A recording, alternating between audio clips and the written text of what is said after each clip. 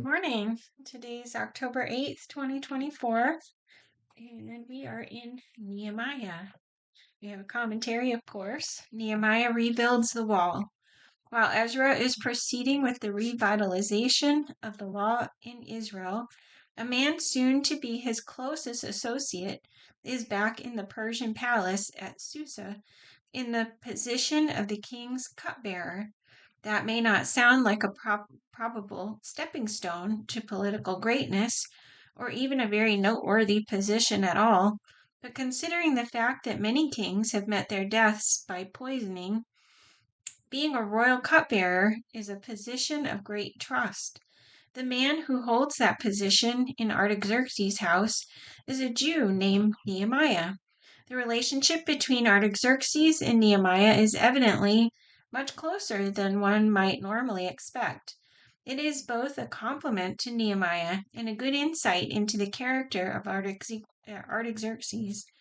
It has been some 14 years since Artaxerxes authorized Ezra to lead the second group of exiles back to Jerusalem.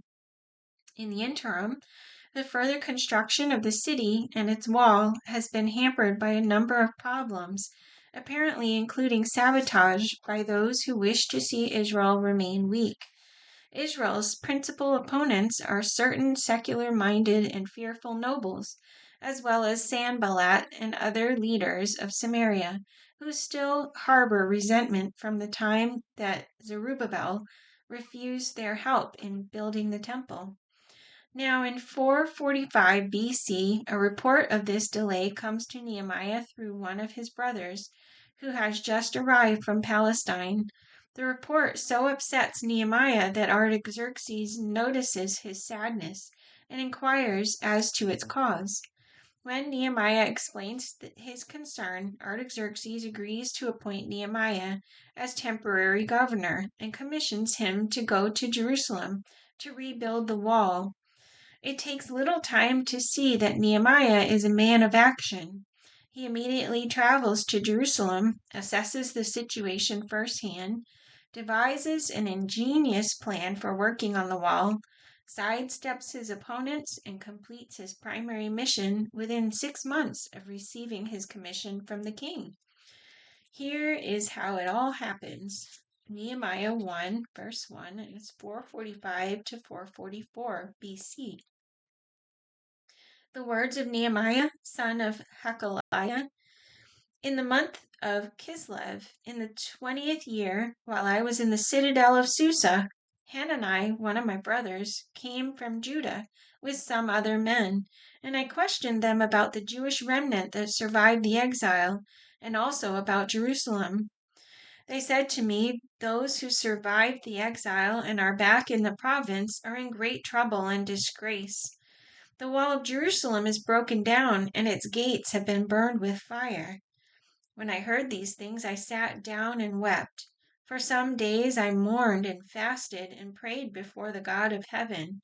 Then I said, "O Lord God of heaven, the great and awesome God who keeps his covenant of love with those who love him and obey his commands, let your ear be attentive and your eyes open to hear the prayer your servant is praying before you day and night for your servants, the people of Israel. I confess the sins we Israelites, including myself and my father's house, have committed against you. We have acted very wickedly toward you. We have not obeyed the commands, decrees, and laws you gave your servant Moses.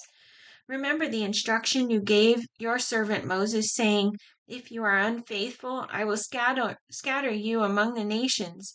But if you return to me and obey my commands, then even if your exiled people are at the farthest horizon, I will gather them from there and bring them to the place I have chosen as a dwelling for my name. They are your servants and your people, whom you redeemed by your great strength and your mighty hand. O Lord, let your ear be attentive to the prayer of this your servant and to the prayer of our servants who delight in revering your name. Give your servant success today by granting him favor in the presence of this man." I was cupbearer to the king. In the month of Nisan, In the 20th year of King Artaxerxes, when wine was brought for him, I took the wine and gave it to the king. I had not been sad in his presence before, so the king asked me, "Why does your face look so sad when you are not ill?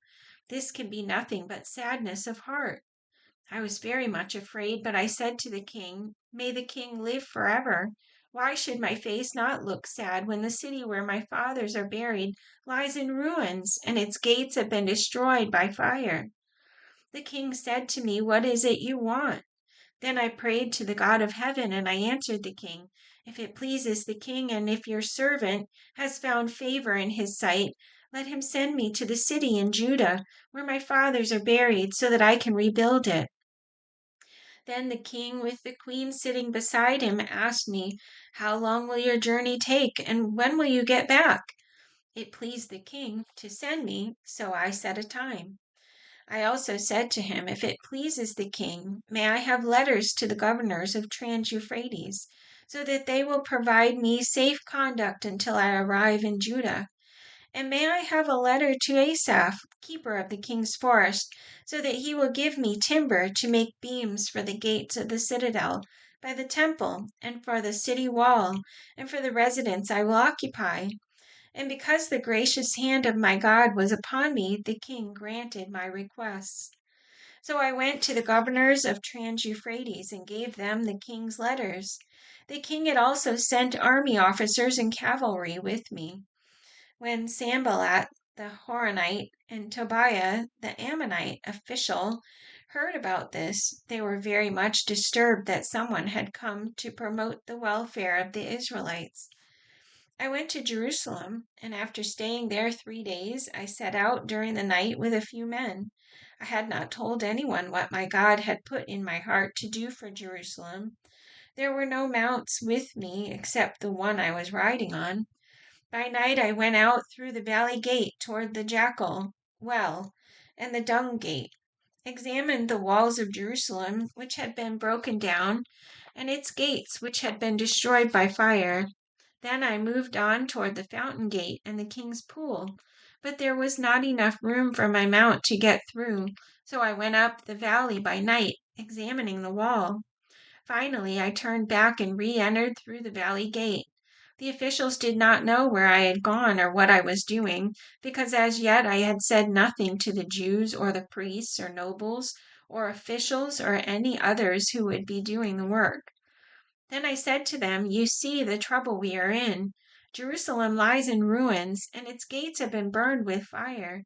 Come, let us rebuild the wall of Jerusalem, and we will no longer be in disgrace." I also told them about the gracious hand of my God upon me and what the king had said to me. They replied, "Let us start rebuilding." So they began this good work. But when Sanballat the Horonite, Tobiah the Ammonite official, and Geshem the Arab heard about it, they mocked and ridiculed us. "What is this thing you are doing?" they asked. "Are you rebuilding against the king?" I answered them by saying, "The God of heaven will give us success. We, his servants, will start rebuilding, but as for you, you have no share in Jerusalem or any claim or historic right to it." Eliashib the high priest and his fellow priests went to work and rebuilt the sheep gate. They dedicated it and set its doors in place, building as far as the Tower of the 100, which they dedicated, and as far as the Tower of Hananel. The men of Jericho built the adjoining section, and Zakur, son of Imri, built next to them. The fish gate was rebuilt by the sons of Hassanah. They laid its beams and put its doors and bolts and bars in place. Meremoth, son of Uriah, the son of Hakaz, repaired the next section. Next to him, Meshullam, son of Berechiah, the son of Meshezabel, made repairs, and next to him, Zadok, son of Bana, also made repairs.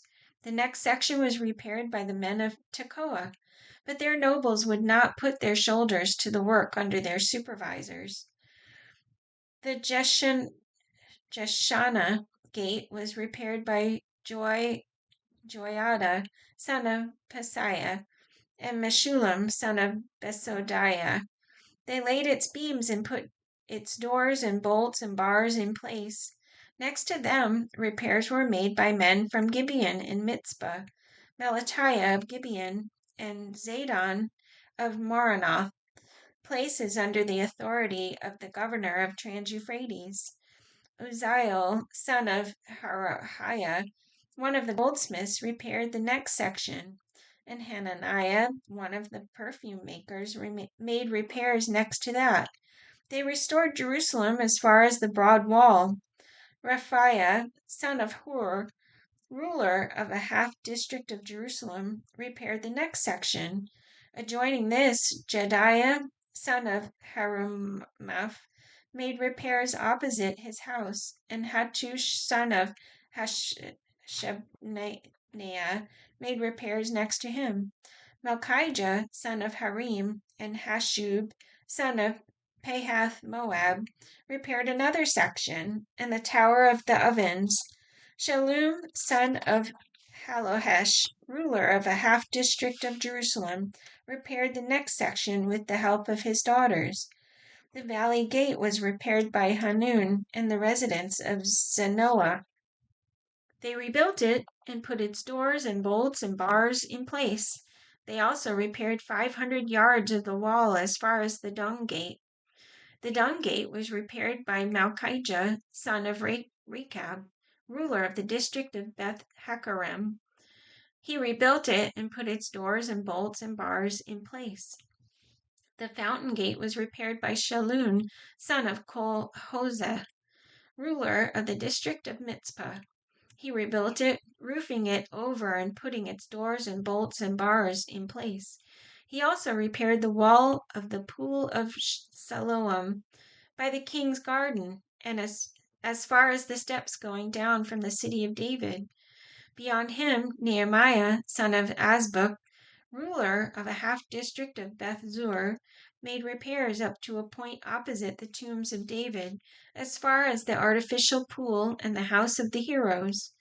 Next to him, the repairs were made by the Levites under Rehum, son of Bani. Beside him, Hashabiah, ruler of the half district of Keilah, carried out repairs for his district.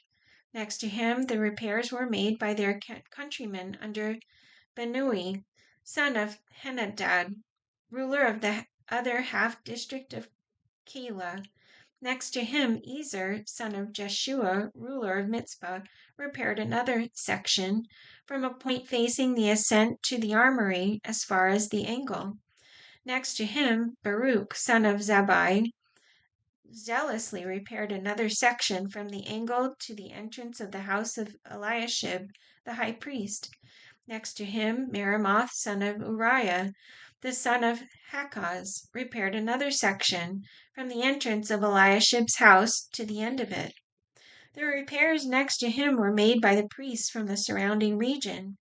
Beyond them, Benjamin and Hashub made repairs in front of their house, and next to them, Azariah, son of Messiah, the son of Ananiah, made repairs beside his house. Next to him, Benui, son of Henadad, repaired another section from Azariah's house to the angle and the corner, and Palal, son of Uzai, worked opposite the angle and tower projecting from the upper palace near the court of the guard. Next to him, Pedaiah, son of Parosh, and the temple servants living in the hill of Ophel made repairs to a point opposite the water gate, toward the east and the projecting tower. Next to them, the men of Tekoa repaired another section from the great projecting tower to the wall of Ophel. Above the horse gate, the priests made repairs, each in front of his own house. Next to them, Zadok, son of Immer, made repairs opposite his house. Next to him, Shemaiah, son of Shechaniah, the guard at the east gate, made repairs. Next to him, Hananiah, son of Shelemiah, and Hanun, the sixth son of Zilaph, repaired another section. Next to them, Meshullam, son of Berechiah, made repairs opposite his living quarters. Next to him, Malchijah, one of the goldsmiths, made repairs as far as the house of the temple servants and the merchants, opposite the inspection gate, and as far as the room above the corner. And between the room above the corner and the sheep gate, the goldsmiths and merchants made repairs. That's it for today. Many hands make light work. All right, that's it for today. Have a great day. See you tomorrow.